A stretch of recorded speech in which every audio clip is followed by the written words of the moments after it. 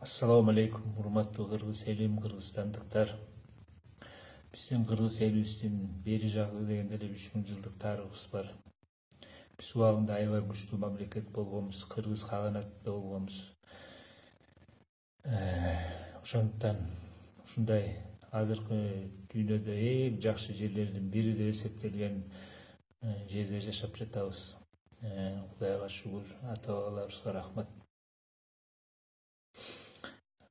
Бирок тилекке каршы ушул акыркы 30 жылда биз эгемендүүлүктү алгандан бери эң жакын мамлекеттердин дүйнөдөгү арткы катарына кошулуп калдык, ошого кошулуп калдык. Жакын, алсыз мамлекеттердин катарына кошулуп калдык. Ушундай мүмкүнчүлүктөрүбүз туруп, эмне үчүн ушундай акыбалга түшүп калдык? Анткени мунун себеби биз ошо Кыргызстанда жашаган эркектердин кайдыгерлигинде, анткени бизде билесиздер, ушунун баарына себеп болуп аткан бул коррупция. Коррупция аябай ушундай күч алып кетти. Алар мамлекетибизди ушундай артка тартып салды. Ошондуктан биз ар бир эркектин милдети, биз мындайга жол бербеш керек болчубуз. Биз ар бир эркек тышкы жана ички саясатты билиш керекпиз. Бирок мен азыр айтайын деген бул азыркы биздин саясатчылар жүргүзүп аткан саясат эмес. Бул тышкы саясат биздин элдин сырттан биздин элге, мамлекетибизге, эгемендүүлүгүбүзгө сырттан коркунуч жокпу? Душмандарыбыз ким, досторубуз ким? Ошолорду гана билиш керекпиз. Кудайга шүгүр, азыр андай деле коркунучтар жок.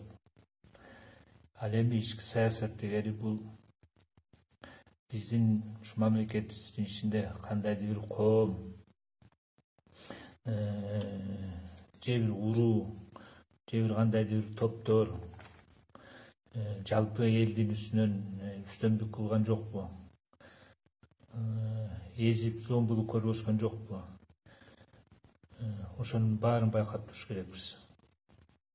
Ошонун баарына көз салып туруш керекпиз. Эгер ошондой топтор болсо, биз аларга баардык эркектер каршы чыгыш керекпиз. Ошол акыркы 30 жылдын ичинде жана сиздер билген баягы эле политиктер дейбизби, чоң мамлекеттик кызматтарда дейбизби, ушул адамдар бир кандайдыр бир топту түшкөнсүп калышты да. Бирок алар ачыктан ачык чыгышкан жок азыр. Албетте алар ачыктан ачык чыгышкан жок. Бирок алар акырындык менен аябай байып кетишти, күчтөнүп кетишти. Азыр алардын арасында миллионер эмес, миллиардерлер пайда болуп кетишти. Биз ошолордун баарын ачыктап, ошого каршы чыгыш керекпиз. Ушунун баары менин оюмча биздин кайдыгерликтен болуп жатат. Бирок Кудайга шүгүр, биздин арабызда азыр ошондой азаматтар бар.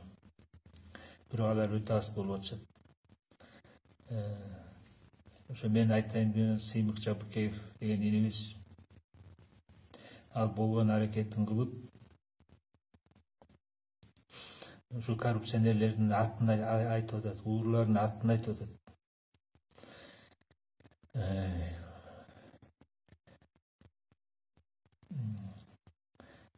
Бул бала Сыймыкты ушу мындан 7-8 жылдан бери билем. Экөөбүз бирге мечитке барчубуз, даватка да чогуу чыкканбыз. Ал ошондо эле ушундай бала болчу. Чындыкты аябай жакшы көргөн, сүйгөн бала болчу. Адилеттик болуп атса, же тартипсиздик болуп атса, тиешеси жок болсо деле аябай ачууланып, 2-3 күнгө чейин ушундай ачуусу тарачу эмес. Биз аябай таң калчубуз. Ошо кийинчерээк азыр саясатка кирип, ошол эле мүнөзүн көргөзүп, ушундай катуу туруп атат. Биз ошондой адамдар менен сыймыктаныш керекпиз, аларды колдош керекпиз. Азыр Максат Мамухановду баарыңар билесиздер. Ал да биздин патриот жигиттерден Расулка азыр табышып алып, ошо Чоң Казат деген кыймылды түзүшүп, ошондо жакшы иштерди алып барып атышат. Биз жалпы эркектер ошо Чоң Казатка кошулуп, же болбосо аларга жардам бердик баардык жактан.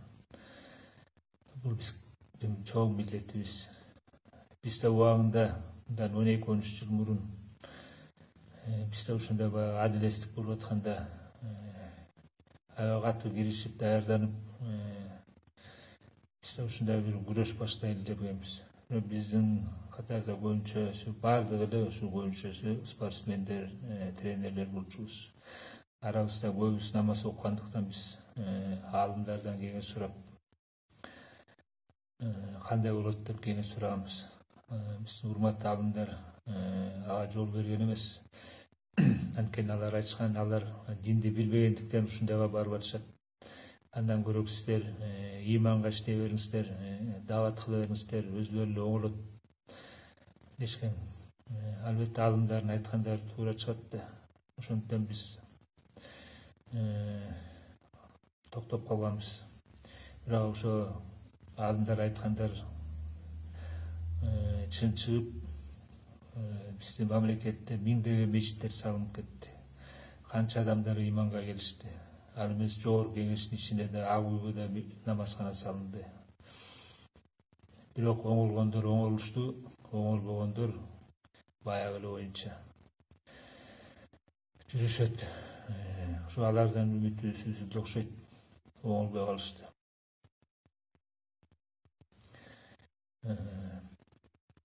Ошондуктан урматтуу кыргыз элимдин эркектери, мына биздин качан эр жигиттерибиз, азаматтарыбыз бийликке келип, мамлекетибизди оңойт деп жүрүп, биздин ата-энелерибиз өтүп кетишти көпчүлүгү. Биз эже карындаштарыбызга аябай уят болуп атабыз. Биздин кыргыз элибизде ушундай бычакка сап жигиттерибиз жокпу? Негизи эле ошондой да. Кимисин койсо эле ууру, мамлекетке кимиси барса эле уурдап эле, бул өтө уят нерсе. Элдин, ушу аялдардын, бөбөктөрдүн акчасын жеп алыш, уурдап алыш, бул өтө эркек үчүн өлүмгө тете нерсе. Ошондуктан урматтуу эркектер, мен сиздердин баарыңыздарды өтө активдүү болушка чакырат элем. Биздин мамлекетте иштеп аткан